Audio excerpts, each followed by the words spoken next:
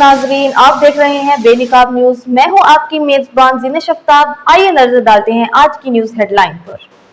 करते हैं खारियां से रिपोर्ट। ब्यूरो चीफ बेनकाब न्यूज। खारियां दूध मीठा जहर या कातिल? जी हां, खारियां शहर और गुलियाना समेत मुल्क तक गैर मियारी केमिकल शुदा और नाकस दूध बेचने वाले मौत के सौदागर बन गए, जिनमें modern dairy milk shop Mulka के ताजर सफ अव्वल में शामिल हैं।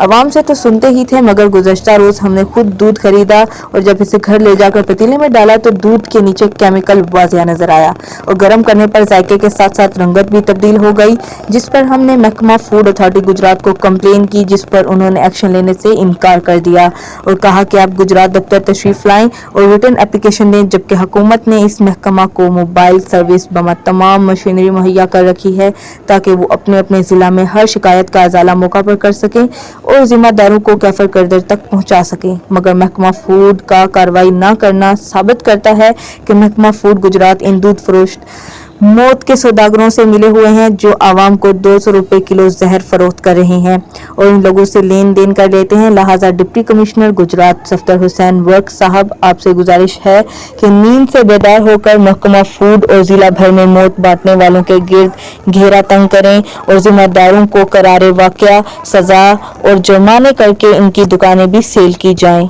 अब दीजिए इजाजत, आज के लिए इतना ही। फिर मिलेंगे एक नई हेडलाइन के साथ। देखते रहिए बेनिकाब न्यूज।